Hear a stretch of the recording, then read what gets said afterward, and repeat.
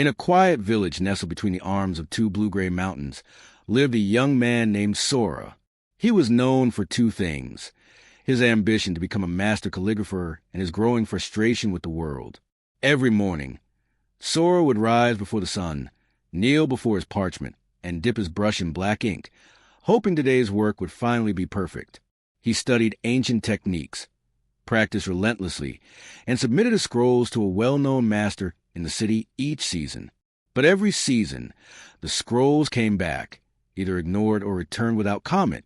Each rejection stung more than the last. "What am I doing wrong?" he would mutter, pacing his small room. His friends stopped visiting. He snapped easily, complained often, and began to resent the villagers who seemed content with their simple lives. He was chasing greatness, he thought. Didn't that matter?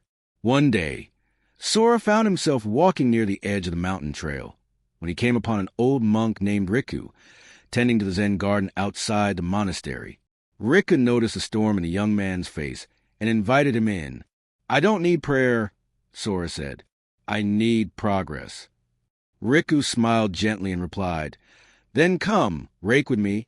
Sometimes stillness moves more than effort." With nothing left to lose, Sora returned the next day, then the next.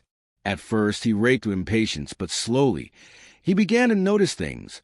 The way the wind curled the edge of a fallen leaf, how the gravel sounded beneath each pull of the rake, how his breath moved in and out without him even trying.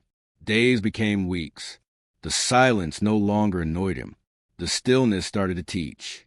Riku spoke little but wisely.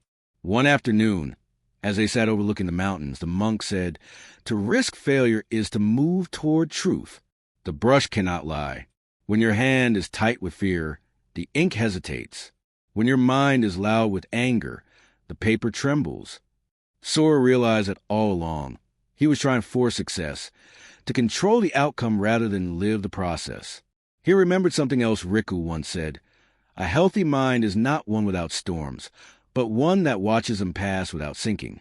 He started writing again, not for approval, but for peace. His new works were imperfect, but alive.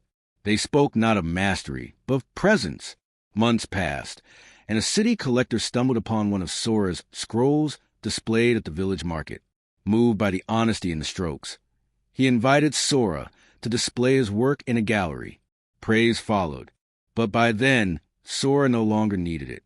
One evening, as he walked the same trail where he once met Riku, a soft breeze touched his face. He stopped, closed his eyes, and smiled, not because he had succeeded, but because he had finally learned what mattered. Moral of the story. The story reflects a Zen belief that peace comes not from controlling outcomes, but from releasing expectations, that we must risk failing, risk being rejected, and risk heartbreak, not as sacrifices, but as necessary steps towards self-awareness and inner freedom.